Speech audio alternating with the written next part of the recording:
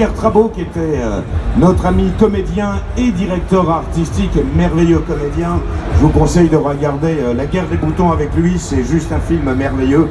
Et voilà, ça l'a beaucoup amusé.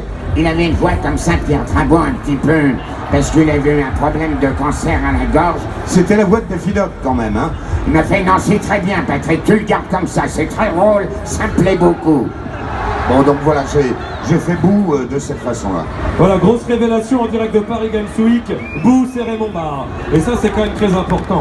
Je pense que c'est une évidence. Je pense qu'il ne l'a jamais su, mais je pense pas qu'il regarde. Aussi, Toriyama était fan de la politique française, et en voyant Raymond Barre, imaginez le personnage de Boo, nous réécrivons l'histoire en direct, bien évidemment. Alors, Brigitte, tu as évidemment eu ce Goku, mais il y a des choses où on se dit, par exemple, ce fameux tananana ou nuage magique, comment ça vient ce genre de choses? C'est à un moment tu es sorti et tu te dis, allez, on y va. Parce que c'est Éric Levent qui l'a passé au moment où il allait dire la phrase. C'est exactement ça en fait. Tu sais, il y avait une petite pub qui passait, le dessin animé était entrecoupé de pubs. Et oui, dans les moments où il y avait de la pub, il y avait un truc qui faisait... Et avec Eric, on faisait des jeux idiots, genre tu sauras pas dire pâquerette à un endroit, etc. Et des fois on gagnait le défi, des fois on le perdait, on n'arrivait pas à dire pâquerette dans un bon moment. Et à un moment, il y avait cette musique qui passait, il me dit ça t'arriveras jamais à le placer. Voilà. Et le nuage magique, il est venu comme ça. À un moment, je pars à faire une quête et j'appelle mon nuage, qui s'appelait pas nuage magique d'ailleurs, qui s'appelait, je sais plus comment. Je ne me souviens plus comment il s'appelait au départ, c'était pas nuage magique. Et du coup là je pars nuage magique et voilà. Voilà l'histoire du nuage. Alors Eric, quand on te voit, on imagine un tempérament calme ou pas. Et du coup, est-ce que Vegeta correspondait bien à ta personnalité? On t'a vu notamment, il y a une vidéo qui tourne sur le net où on te voit doubler Vegeta quand on touche à sa Bulma dans le film Battle of God, par exemple ma Bulma, tout ça, etc. Est-ce que c'est tout le temps aussi... est-ce que tu es tout le temps autant dans le personnage quand tu joues Vegeta? Je voudrais d'abord faire une petite digression pour dire que c'est terriblement impressionnant de voir toutes ces captations comme ça, parce qu'on est à une époque qui en fait très particulière et très dangereuse, parce que la moindre connerie qu'on va dire, la moindre maladresse, tout est enregistré, ça va être ressorti un jour sur le web quelque part, t'as dit ça, t'as fait ça, c'est très angoissant. Donc il faut faire très attention. Bon, quelle était votre question, jeune homme? Oui, alors, est-ce que pour jouer Vegeta, il faut être Vegeta? Il faut être méchant pour lui. Non, est-ce qu'il faut tout le temps être dans le personnage? Tout le temps c'est un personnage parfois excité, énervé, un peu. Souvent excité, souvent énervé, il a très mauvais caractère. Je dis toujours d'ailleurs qu'on s'est inspiré de moi quand on l'a inventé. Ah, autre information à retenir. C'est faux. Non, c'est dit, ils ont filmé, c'est que c'est vrai. Si. Très mauvais caractère ce garçon. Et quelle était la suite de la question, pardon jeune homme? La suite de la question c'est qu'est-ce que tu penses du fait que Vegeta se mette à la cuisine dans Battle of God? Au ménage. Non, c'est pas ça la question. Oui. Et alors bon bref. Non, la vraie question c'est quel est le secret pour jouer Vegeta? Et comme à nos amis, d'où lui est venue cette voix? Ah, la voix. Oui, alors je sais que ça peut décevoir beaucoup de gens, mais à l'époque des BZ, la manière de travailler sur les dessins animés japonais,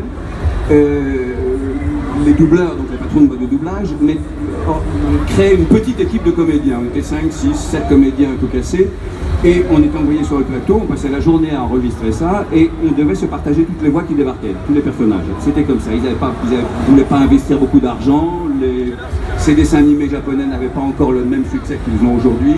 Ils n'y croyaient pas, c'était méprisé par les diffuseurs, c'était méprisé par les doubleurs, les patrons de doublage, j'entends bien. Et donc, on était une petite équipe de comédiens, on se partageait toutes les voix. Ce qui était le cas sur des BZ au départ. Donc on était quoi, 5, 6, voilà, 6 à tout casser, et on faisait tout. Et on faisait toutes les voix. Et quand Vegeta est apparu, on était déjà sur la série depuis un moment. Depuis un bon moment, il apparaît au début de Dragon Ball Z, mais après pas mal d'épisodes. Et puis il y avait Dragon Ball d'abord. J'étais déjà sur Dragon Ball avec Yamcha, et puis il y a eu Dragon Ball Z, donc il y a eu beaucoup d'épisodes. Et j'avais eu beaucoup de personnages à faire, et j'avais donc épuisé toutes les voix possibles que j'avais dans ma besace. Grave, tout ce qu'on pouvait. Et puis Vegeta est arrivé. On ignorait, tout le monde ignorait évidemment l'impact qu'il allait avoir, la suite des événements, qu'il allait avoir, le succès qu'il allait avoir et comment il allait se développer.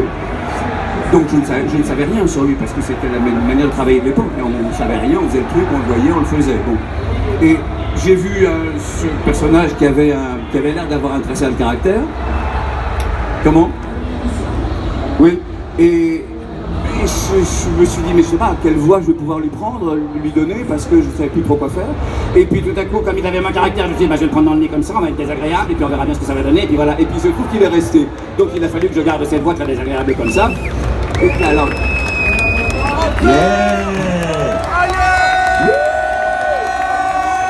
Cette épouvantable voix de canard, dont je suis le premier à trouver qu'elle est absolument atroce, parce que je l'entendrais faite par quelqu'un d'autre, je me dirais, il est malade le mec d'avoir fait cette voix atroce. Je sais qu'il y a beaucoup de gens qui ne l'aiment pas, et je peux le comprendre. Ton génie t'échappe, mon Eric.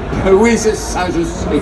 Je fais une création artistique, malgré moi, c'est invraisemblable, c'est extraordinaire. Enfin, bon. Bref, donc je lui ai donné cette voix comme ça, et puis il se trouve que moi je ne savais pas du tout s'il allait rester pour un épisode, 2, 5, 10, 25, 50, on ne le savait pas. C'est ça, c'est que quand on... Donc du coup, tu as dû faire la voix de canard jusqu'au bout. Jusqu'à aujourd'hui, je suis encore la voix de canard. Je la prends un petit peu plus grave aujourd'hui parce qu'elle a un peu changé, est un peu plus grave. Et Végéto Gogeta, du coup, comment ça marche? Bah, on le fait ensemble. Oui, on l'a fait ensemble. Vous avez fusionné les voix. C'est-à-dire qu'on a enregistré ensemble, c'est-à-dire on disait la même phrase ensemble. Oui, là, sur ce qu'on vient de faire sur DBS. Mais il y a eu une période où tu l'as fait, où je l'ai fait tout seul, je ne sais plus. Ouais. Et puis là, quand il est arrivé là sur DBS, il était prévu que je sois le seul à le faire. Et il n'y avait pas énormément de scènes. Et on a dit, Patrick et moi, mais c'est con, on va essayer de le faire ensemble. Surtout qu'en japonais, ils le font ensemble. Voilà. Donc on s'est dit, on va respecter l'original. Voilà. Et c'est un petit peu compliqué de faire exactement le même rythme ensemble, de l'enregistrer ensemble. C'est moins aisé, mais on s'en est sorti comme on a pu, pas trop mal. Et en fin de compte, à l'arrivée, donc ils vont garder les doubles voix. Voilà. Mais c'est nous qui avons insisté pour le faire ensemble. Voilà. D'accord, donc ça c'est... Voilà, le secret de... On va imposer notre volonté. Qu'on n'aille donc pas lire, qu'on se fout de ce qu'on fait, parce que Dieu sait si les plus lire, ils s'en foutent, ils s'en branlent, etc. Non, pas du tout. Non, ils ne regardent pas. C'est totalement faux. Qu'est-ce qui a changé en 30 ans sur la manière dont vous travaillez sur Dragon Ball à l'époque et Dragon Ball Super aujourd'hui? Alors moi je vais te dire, ce qui a changé en 30 ans, c'est nous tous. Surtout, c'est nous qui avons changé le plus. Lui, il n'a pas changé de bouille. Mais nous, on a changé beaucoup. On a pris quelques cheveux blancs. La chose essentielle qui a changé, c'est que maintenant, on est passé à l'informatique. Avant, c'était des cassettes vidéo, tout était matérialisé, et donc c'était long à défiler, à machin, à changer de scène, etc. Bref, enfin, je vous passe les détails. Et aujourd'hui, tout est informatisé. Donc, il n'y a plus d'image matérielle, elle est virtuelle, et il n'y a plus de rythme matériel, elle est virtuelle aussi. Donc, on peut passer instantanément d'une scène à l'autre, d'une fin d'épisode à un début d'épisode. Reprise, c'est plus simple pour refaire une prise ratée? Non, c'est pas tellement ça. C'est que pour les plans de travail, c'est beaucoup plus simple. Avant, on était toute la journée, du matin au soir, sur le plateau tous ensemble, et on déroulait l'épisode et on attendait que la scène arrive. Aujourd'hui, le directeur artistique peut faire des plans de travail. Dire pendant 2 jours je vais voir Brigitte et Patrick, pendant 3 jours mais je vais vous voir marrez moins du coup. Vous êtes plus tous ensemble. On n'est pas ensemble, c'est plus léger pour le plan de travail. On attend moins, parce que quand on y est, on sait qu'on aura des choses à faire, parce que lui il a prévu son plan de travail en fonction, et c'est plus facile de